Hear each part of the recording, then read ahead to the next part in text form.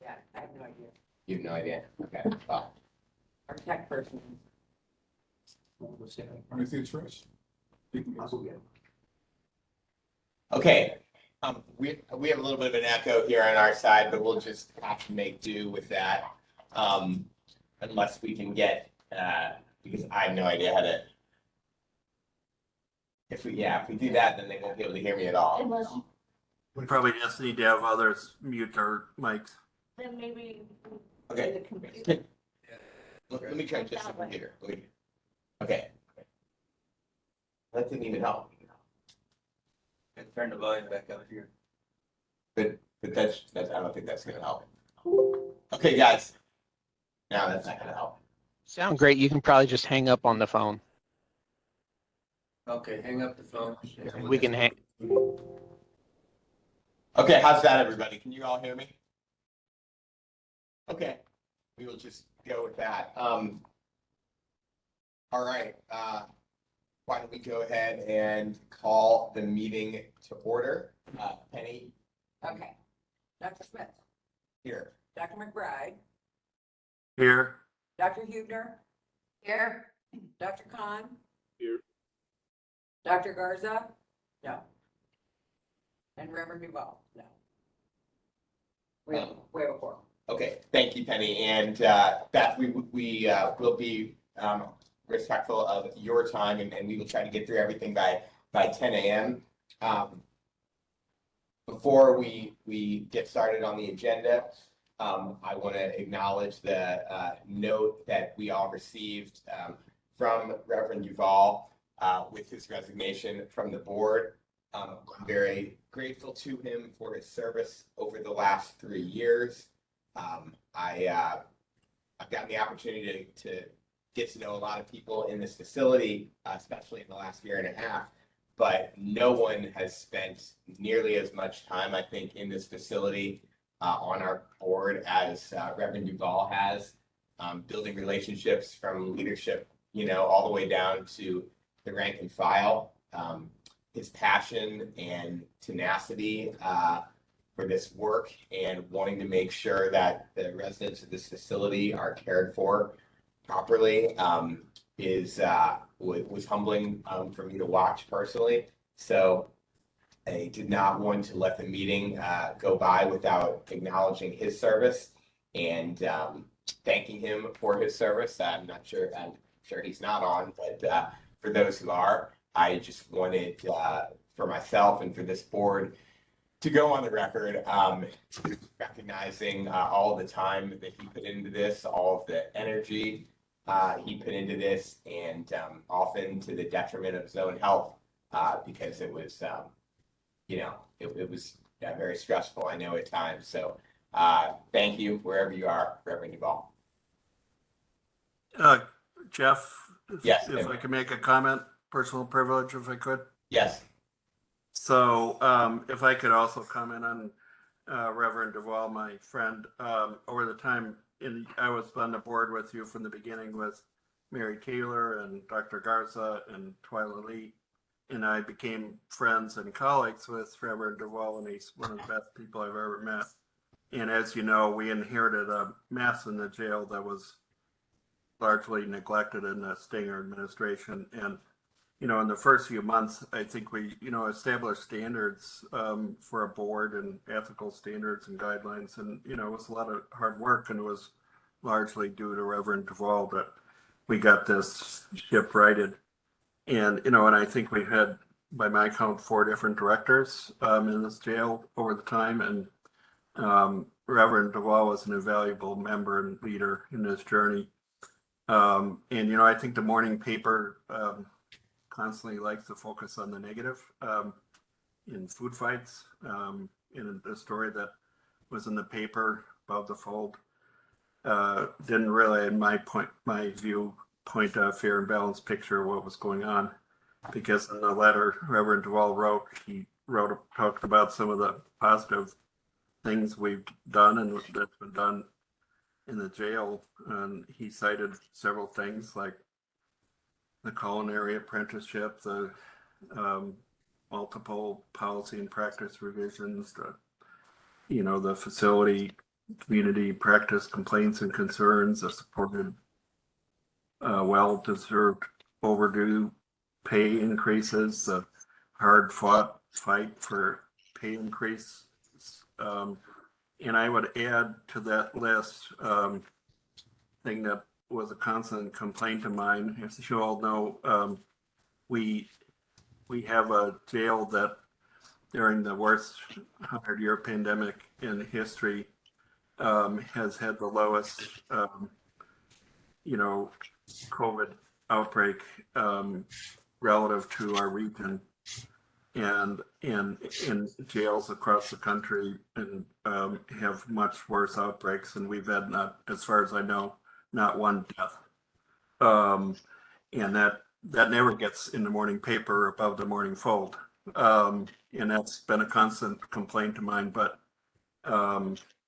and so, I just want to thank Reverend Duvall for his time. We know he was constantly in the jail, as you say, to detriment to his health. And I want to thank him for his leadership and for the board through this important period. And we couldn't have done what we did without him. So, Well, thank you, Tim. I'm shocked that you would suggest that the media would ever focus on the negative instead of positive things. But, I agree. They often don't do the best job of providing nuance and context and the full story. So thank you. All right. Based on some conversations I've had with the county executive's office, I do expect that additional board members will be named between now and our next meeting. And obviously we are, not at full strength. And so I would expect somewhere between 1 and 3 additional members are named for the late June meeting. So that's good news. And as soon as I get more specifics, I will be in touch with board members individually. All right. Why don't we move on to the agenda? First is approval of the February 25th meeting minutes, which were not approved last time. I hope all of you have had a chance to approve those minutes that Penny distributed earlier this week. Assuming so, I move for the approval of those minutes. Second. Thank you. So Dr. Smith, yes, of course, McBride. Dr. Huebner? Yes. Dr. Khan? Yes. Thank you. Okay. The minutes are from the February meeting are approved. All right. Next item on the agenda is update on the CGL review. We got a good preliminary picture of some of the things that CGL is looking at and some of the things they've found so far.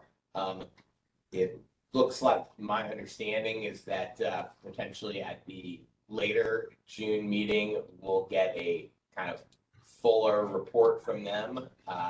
But do you want to give us a sense of what they've been working on, Scott, and tell us where things are? Yeah, thank you, Jim.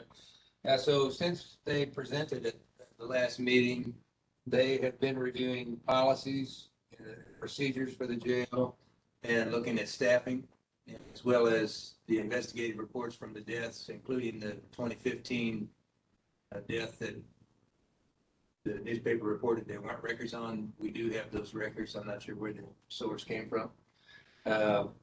But they are making significant progress there. They're also looking at use of force, and we already are receiving recommendations from them in terms of policies that can be updated. And I think they mentioned some of those during their presentation here.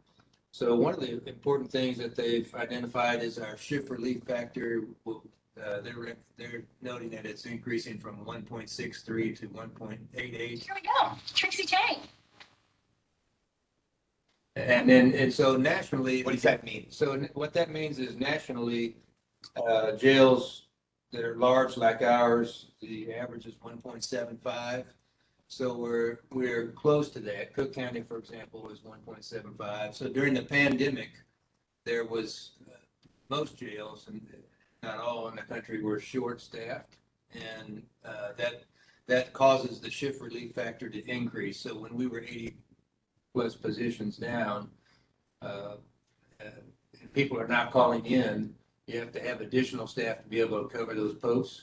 So that causes that number to increase. So we're not a lot higher than the average. But what that means is that there'll be a recommendation for additional staffing positions. Plus, we have 2 officers. Aren't we're in a better place staffing wise than we were during the period when these numbers were calculated. Is that right? Yeah, so what they're looking at now, and I've asked them to reconsider it based on our current staffing levels, because when they looked at it, we were still about 50 positions down, and now we're about 30 positions. So we've made consistent progress, and I think by end of June, we'll be near fully staffed. So yeah, thanks for asking about that. They also are looking at some policy revisions that the county is considering regarding how overtime is calculated, which will help us in terms of unauthorized time off. And both of those, they'll be recalculating a new number, which I'm sure they'll present to us in June. They also are recommending, because we have put in a policy for 2 officers per pod, that's collectively per day is 22 additional positions that we need, unless there's some restructuring of how we coordinate that. So they'll have some recommendations that they'll share about that also. But very good progress, and at our management team, we discussed it, and we're pleased with the progress so far. And you've not encountered any resistance from anywhere else in county government as you've provided material relating to the the investigative reports on the 2015 and 2018, 2019 deaths. Correct, yeah. No, they have all of those records, and they're reviewing that now. Okay. What about with regard, we had talked about during our last meeting, we had talked about internal affairs, here and investigations issues. No, you've provided material related to that as well to CGL? Yes. Yeah, excellent question. So they have all of those records. Yes. Okay.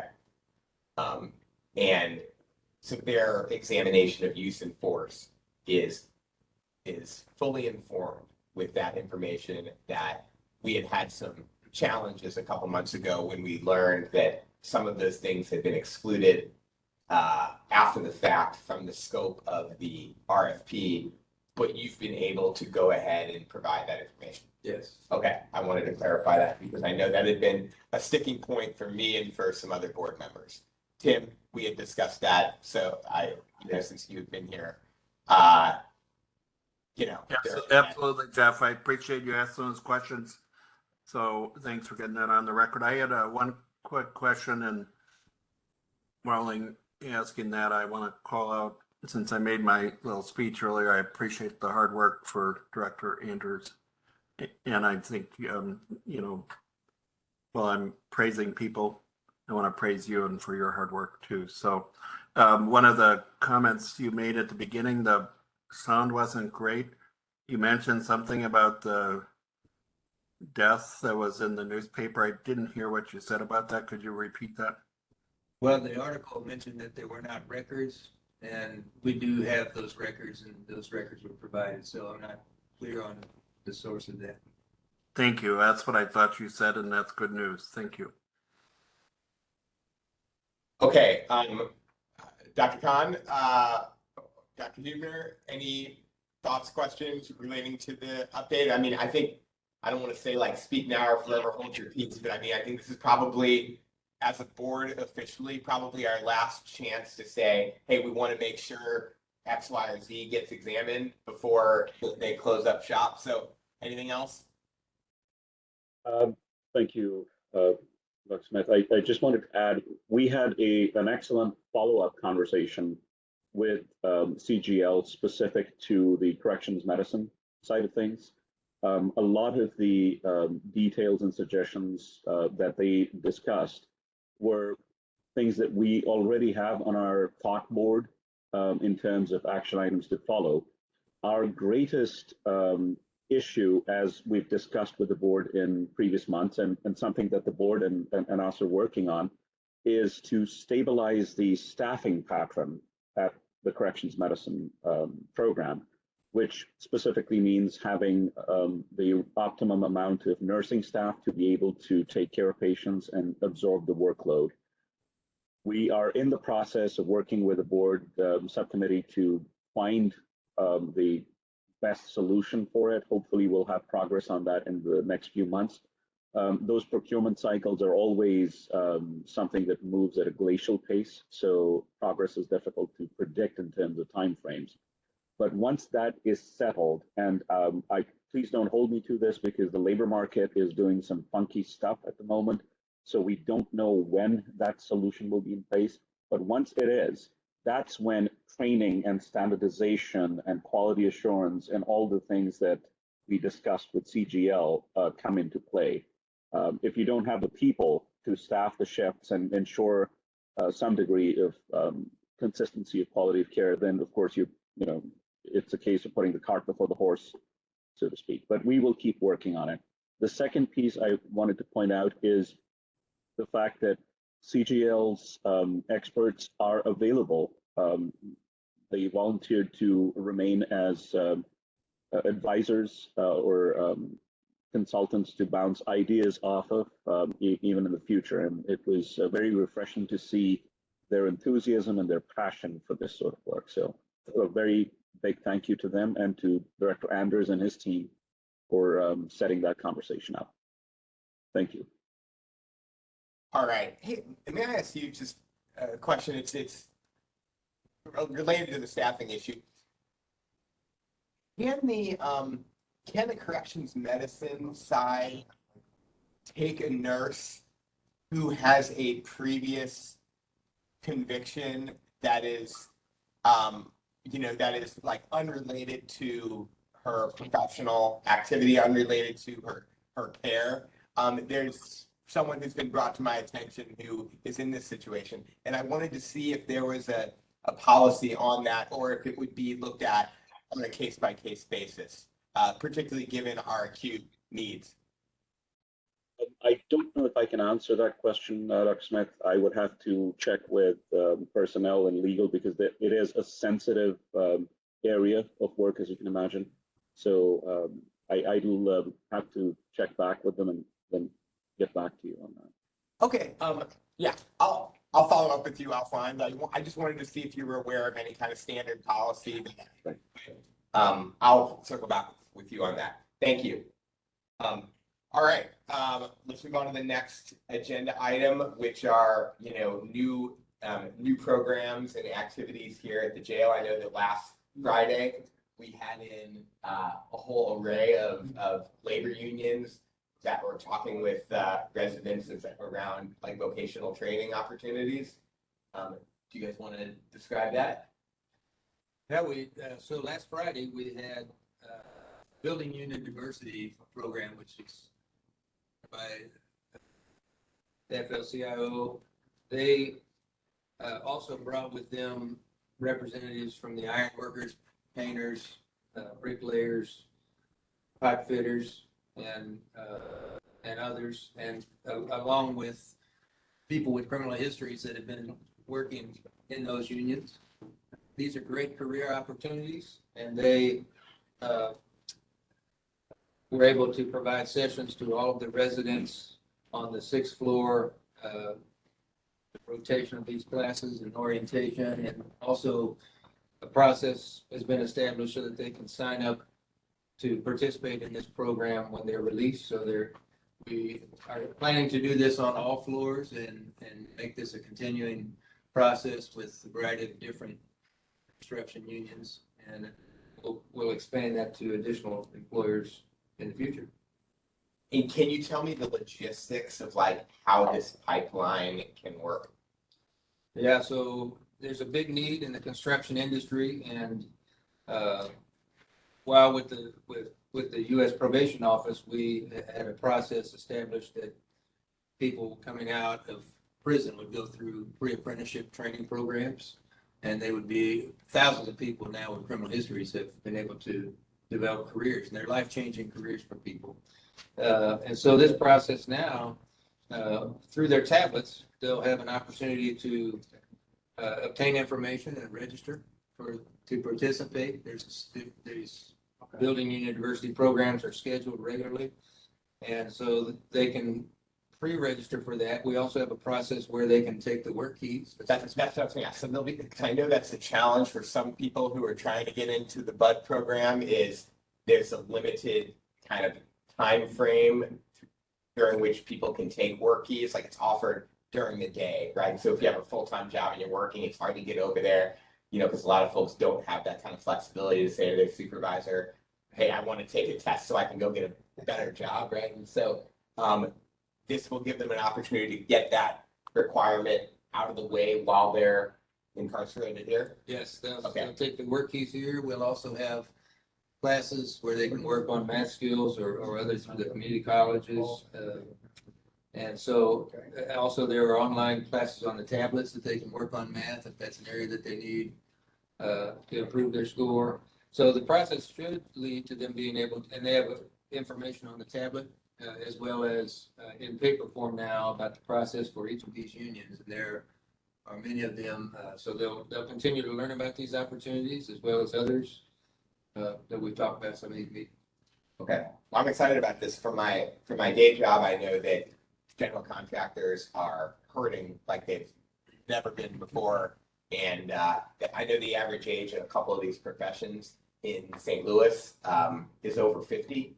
And so for the next, you know, for many years to come, I think there's going to be a huge need for people. So I'm happy to see progress in this area. And are we going to have a mechanism to monitor how many people pursue this? Yes, we'll be tracking this. With like exit interviews or when people leave or how? Well, right now we have we know the people that participated in the orientations. Okay. We'll be getting, actually, we're going this afternoon at noon to a BUD graduation program where we'll be meeting with them to talk more about how the tracking process can work. But they'll have all of the new people that join are signed up as apprentices. And we actually have a corrections officer apprentice program here. We're the only one in the state of Missouri that has that. So we have access to that system called Rapids. So we'll be able to see the system. Okay, that's good. All right, and you want to talk about the voting? We also have Women League of Voters that started coming in May, sharing information about the importance of voting and that process. And they will be registering voters this month. And then we'll have. And just to clarify for the public, you know, who may be saying what's going on with that, at what, like 98% of our detainees are not convicted. They're charged, but they're not convicted, something like that, right? Right, while they're on pretrial status, So they're still eligible. Exactly. Yeah, good question. So we do have a majority of people here from St. Louis County. We're estimating about 800 people would be able to vote through this process. And we will have an absentee process for people that would have been living in the city or other jurisdictions, working with the voting commission on establishing a process so that they can actually have on-site voting machines here, which will be more efficient for everyone. And it'll give them an opportunity to actually go through the process of what that involves. Great. Any questions about either the union programs or the voting? Okay, thank you, Scott. 29th, Aaron Lawson, Okay. number. Okay. Why don't we go on to the next item, which I guess Dr. Huebner and you, Scott, will kind of talk about this jointly. The Macarthur Foundation study on racial equity in the jail. Yeah, the Macarthur Foundation has already been supporting project here for several years, looking at our population and has done some work on racial equity. So this is an opportunity for us to do more research and have some training developed for staff through recommendations that come from that. And look at a variety of different things, not only sentencing, but bond. And so we have several prominent researchers involved with this. We have Beth Huebner, who I would like to talk more about this here from University of Missouri St. Louis, Carrie Pettis Davis, who was formerly with Washington University and then now is with Justice Systems Partners, and Faye Taxman with George Mason. They all have done extensive research in the area of criminal justice and corrections. So this would be a great opportunity for us. It's a 3-year project. Beth, what do you have that you could add? Oh, yeah. Well, yeah, we're excited. I'm just a small part of the project, but yeah, this kind of continues the Macarthur work that we've been doing. So we've been doing a lot about reducing the jail population, which has been successful and exciting. This allows the team to kind of go inside, and I think goes along with the consultant work that's already been done, and to see, you know, what's the culture, what's the climate of the jail, and to look at the needs of the employees that are working there. So, and it allows the employees to be an active part in the research. Instead of just studying them, they're going to kind of help us kind of guide the questions and guide some of the changes they would like to see. So I think it's exciting. Yeah, so we'll just report back. It should start very soon. We're just waiting on the legal paperwork. Great. Thank you. Thank you both for that. All right. Aaron, you feeling up to the dashboard? Sure. Yeah, I only have a couple minutes anyway. I think there aren't a lot of huge updates, but let me pull them up.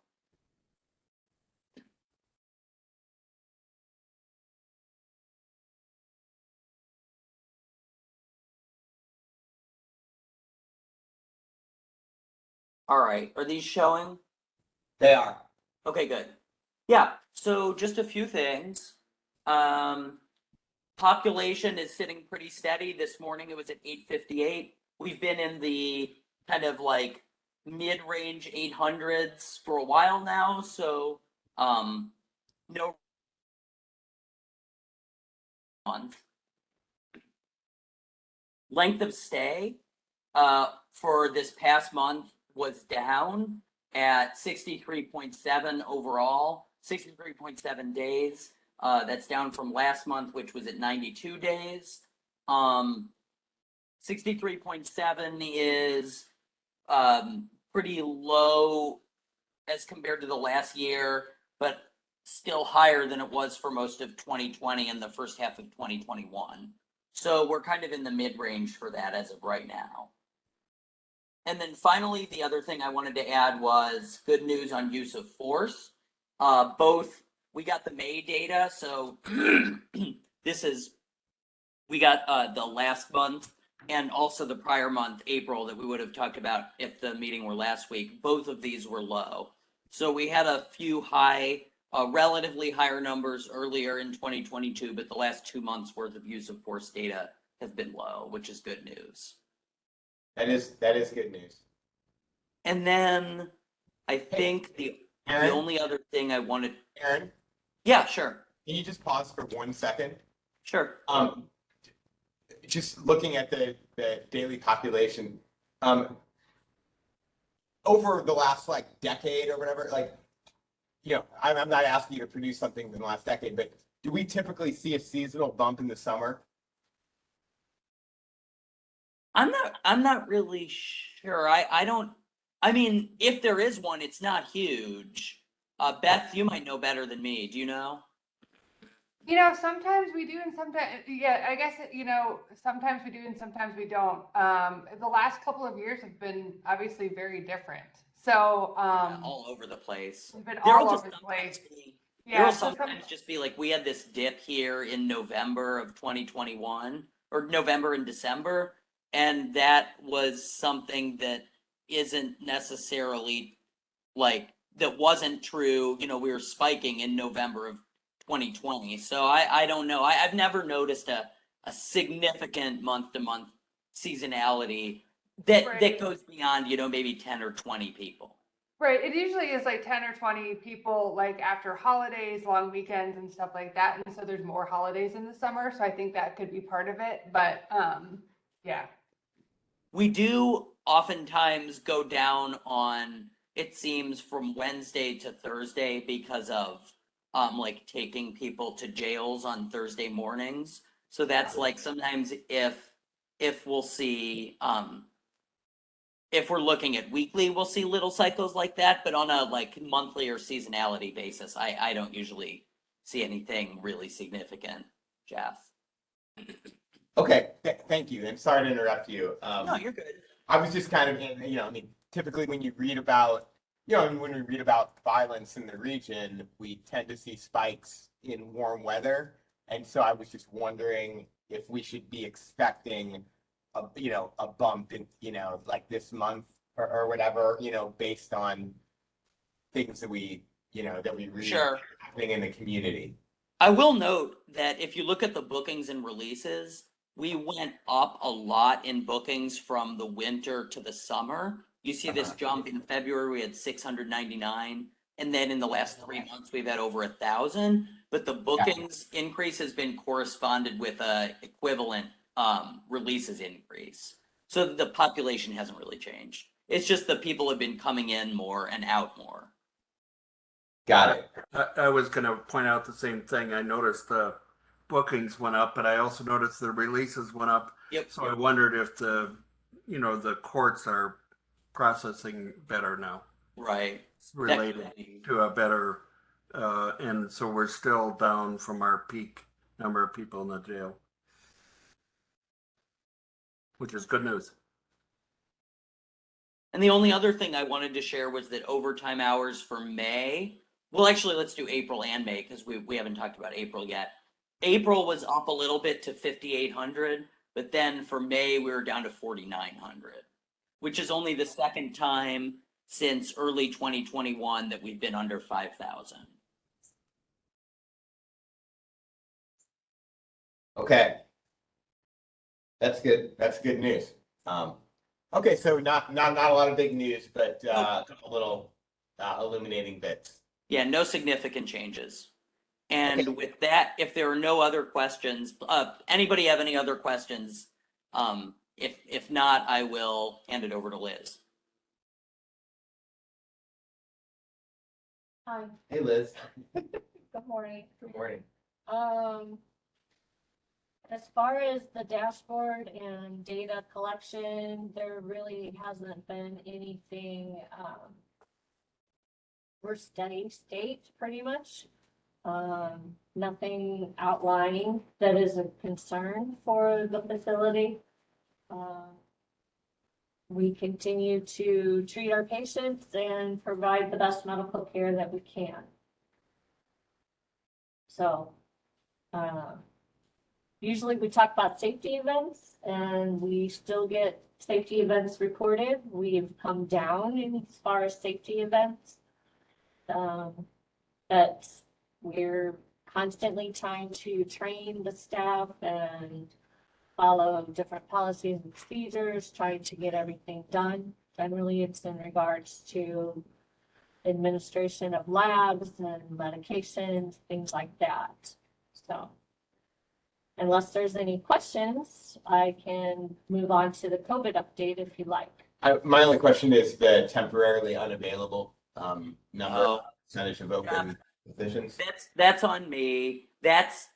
I mean, I can't, unfortunately can't do anything about it. For whatever reason, a couple months ago, the spreadsheet that I used to feed that window just stopped working and I cannot get it to accept it for whatever reason. But I did get the open clinical FTE positions from the corrections medicine department this past month, and the data looked pretty similar to what it had been the prior months. It didn't look like there were any significant changes in the percentage of FTE positions that were open. If you need me to, I can pull up the file and mention the percentage real quick. Yeah, if you could just tell us what that is verbally, I'd like to hear it. Sure, let me pull it up. So just take 1 minute, Liz, if you want to continue while I pull this up. to hire. We continue to bring on new staff. But of course, then contracts will end for other individuals and they're choosing not to renew for whatever reason. And so, it's just a revolving cycle. I can say that I've hired more DPH employees, within the last month, which is a positive for the practice. We did not get a return on our investment. You're saying you're hiring more full-time employees as opposed Or to, us. yeah, as a, Yeah. okay. As opposed to contractors. Gotcha, yeah. And I am adding additional contractors to our mix, to bring on, additional nurses to assist. So I have found some other partners that we're trying to onboard them shortly to bring that up. But as far as actual DPH employees, we've added some to our family. Okay. I don't know if this spreadsheet is this showing? It is showing. Yeah, so this is actually good news. The denominator's been 58 for the last about 7 months, and then you can see since December 2021, open positions has been 22, 18, 16, 15, 14. So it's been gone down. Yeah, I mean, good to see it coming down from when we were hearing it as, an urgent crisis, sort of slowly coming down from there. And hopefully that trend will continue. Which is, again, we should restate, a trend we're seeing all over the country. I got one more quick question. If you could go back to the dashboard, Aaron. Mine or Liz's?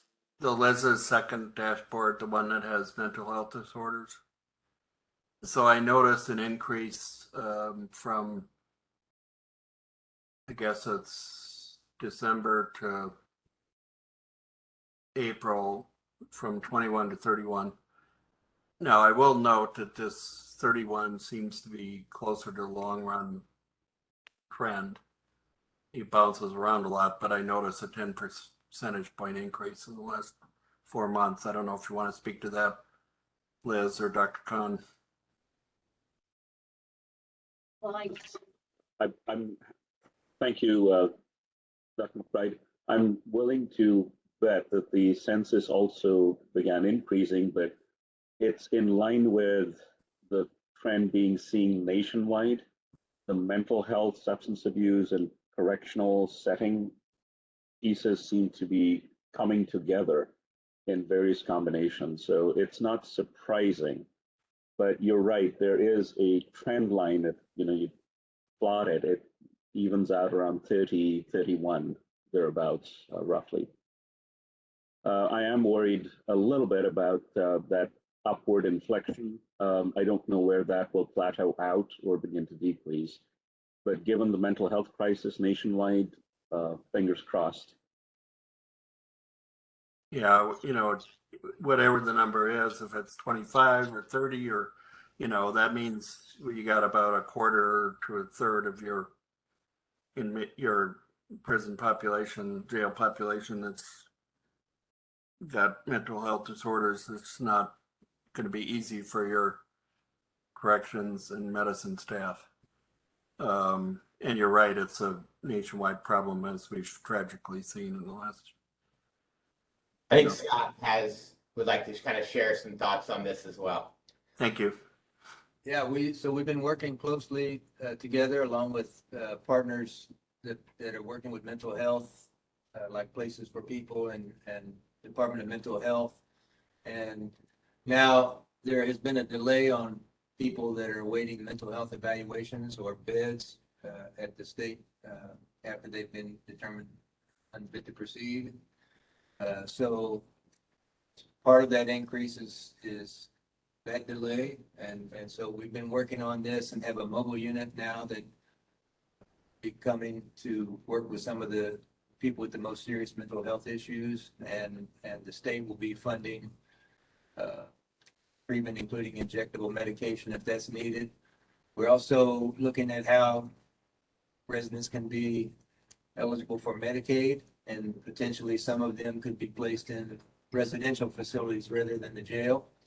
And we have a new committee. That committee's meeting monthly now, just like our PRT committee, to look at those mental health cases and what we can do collectively to work for each person. Yeah, if you don't want to get me started on another speech, I will say that it's a tragic and terrible state of of our status of our mental health system in this country, that it's so understaffed and broken that sometimes we have to use jails as our place of last resort for treating mental health. We should be doing it outside of jails. I think that's, we've been seeing this happen over the last, the years of my career. And if we could treat people outside of jails, that would be the right thing to do. So I don't know what percentage of those 25 or 30% could have been treated outside of jail before they made it into the jail, but it just breaks my heart. Yeah, and the prosecutor's office does have a diversion program, so they're involved in this as well. And so I think we'll make a lot of progress here months ahead, and we're all working together to know how serious it is. Hopefully we'll get some social work practicum students. We're looking have talked with you, Tim, and others about potentially having practicum students here to help on each floor. You have my cell phone number anytime. Let's make that happen. Thank you. I know as part of the rescue plan money, there was enhanced funding specifically for behavioral health care at FQHCs. So hopefully we will begin to see some of the impact of that expanded capacity to treat folks in the community. All right. Anything else on the corrections medicine dashboard? Not on the dashboard. I can tell you that we've given over 20,000 COVID tests with 476 positives since April of 2020, and we currently have one COVID positive person in the facility at this moment. So, still continuing to do well. Still continuing to do a great job on that. So thank you.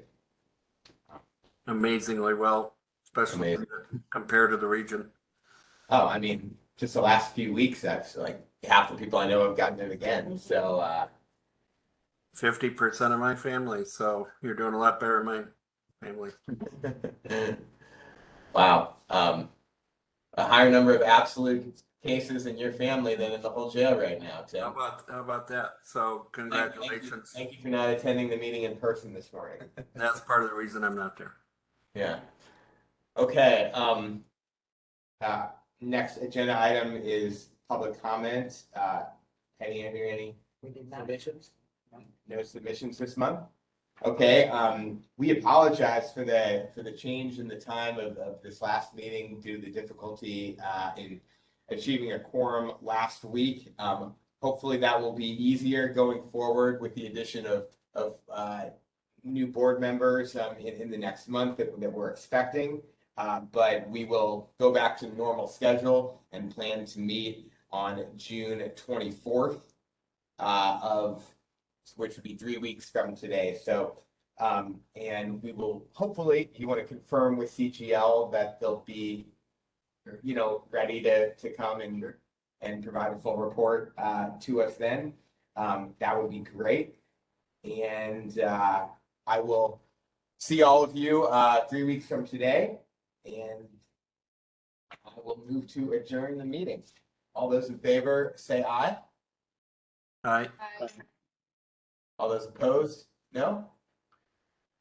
Hearing none, the meeting is adjourned. Everyone have a wonderful weekend. Thank you.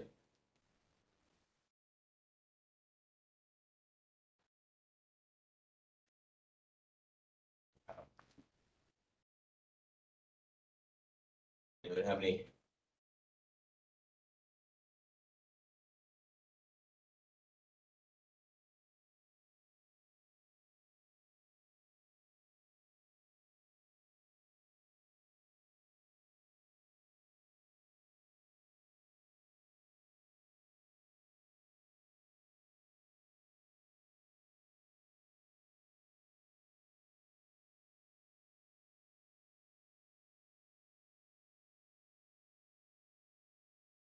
Hey, Dad. I'm doing good. Just checking in. How are you?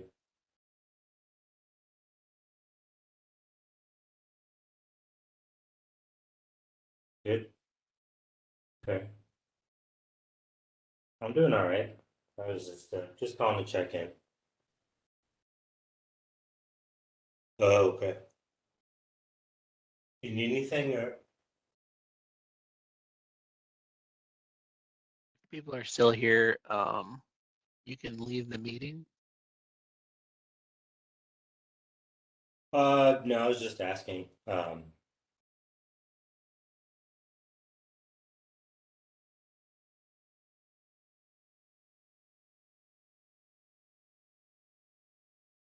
They're coming today.